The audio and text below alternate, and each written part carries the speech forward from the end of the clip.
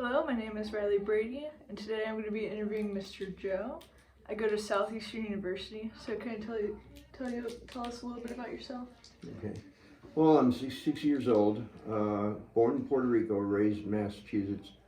Was in the military for about 10 years, uh, traveled around, and wound up back in Massachusetts. Got into a lot of problems with drugs and booze and bad mistakes. And then I moved to Florida, and this is where I found Christ. And this is where it made a difference in my life. You know, it changed me completely. I didn't recognize the guy that I used to be. But the drugs I had, while I was in the military, I was discharged, medical discharge, because I destroyed my knee training. And when I got out, the VA put me on methadone, which quickly got me addicted. And then I was drinking anyway, and then I was doing anything else. And before long, I wound up doing cocaine, heroin, crack cocaine, and various pills. Most of it was to kill the pain. A lot of it was to just kill the life force in me. You know, I didn't want to face the pain. I didn't want to face reality. I didn't want to deal with it. So I escaped it as much as I could. But now, being at Meadowbrook and finding God in my life has shown me that my past was marred by my poor decisions. My poor decisions were marred by the fact I didn't have a relationship with Jesus or with God or anybody else. And now the relationship with Christ is what keeps me whole. You know, I still deal with disability. I'm on pension, military pension. I'm also on Social Security disability. I have a bad back. I got 3 bad discs. I got my bad hips. I got bad legs. I've got everything you could imagine. But I used to concentrate on that, focus on that, and it used to really, really bring me down. And now I focus on what God would want me to focus, which is what they were talking is be a disciple, feed the flock, and walk in His way. And the most important thing for me that I've learned is that if I don't walk the walk, then I need to keep my mouth shut.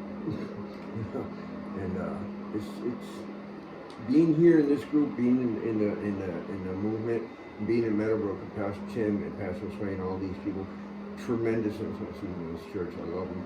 And that's what saved me. There was a time in my life where I tried to take my life several times, and I'm sure that during my drug addiction, I was actually trying to kill myself the entire time. I just didn't admit it, But now, man, I want to live. I want to live forever, and I know I will. What have you done to kind of reshape your mindset on? Well, I go to Celebrate Recovery, which is like an AA group, but for Christians. And I lead a step study now for men, which is a 12-step course to lead you how to be a Christian man.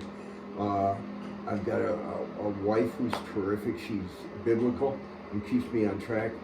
And I just got a different attitude. I love waking up every morning. Before, I would wake up and I would be so depressed about everything I had to deal with that day, rather than be excited that it's a new day, And now I'm excited it's a new day every day, because I realize the only gift we really have, the only thing that we have is right now, today. Tomorrow's not guaranteed. Yesterday's gone, and I live my life that way. I live today, and one moment from the moment, because of my past, I've learned that Joe Velasquez can't control Joe Velasquez. He's tried to many years, but my faith and my growth in this church has changed my life completely. I'm in a great place right now. How does it feel to be able to connect with the students here? I think I told you, the main reason I go to movement is because my life, when I look back, my bad decisions started in junior high. And it was because I didn't have a mentor, I didn't have anyone I could lean on, I had no one I could talk to. My parents didn't speak English, and my father didn't talk to me anyway. Yeah, I came from a dysfunctional family, alcoholics and stuff. But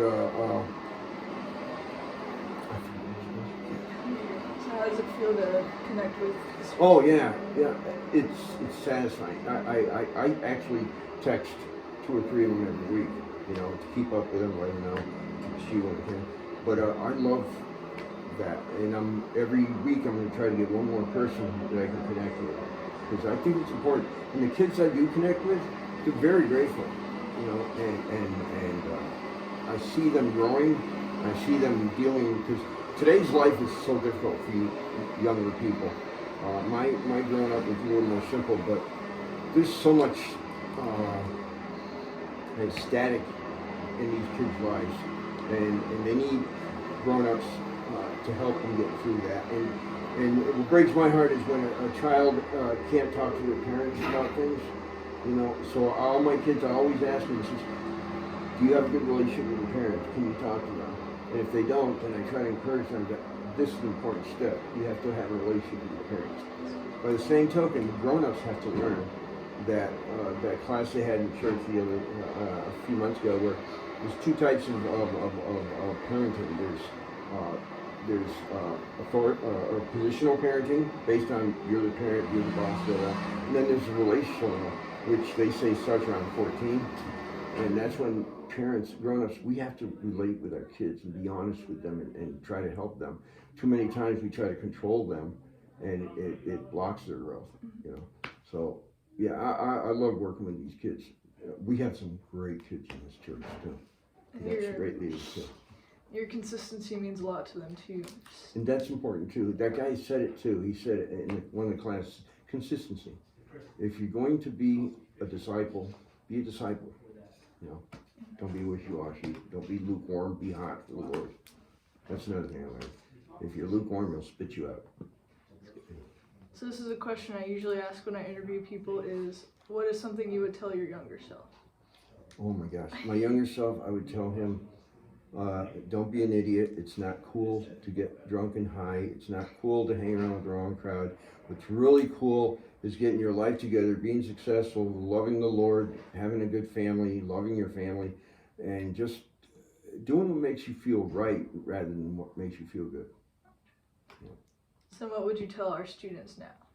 I would tell them that there's a light at the tunnel, no matter what they're going through, and that they need to just accept Christ every single morning when they wake up, and then work on that while they're, you know, I don't know how other people do it. For me, if I'm not 24/7 involved in growing with Christ, I'll slip. You know, I'm just not that strong. And I'm grateful for the fact that, like they were saying, grace is amazing.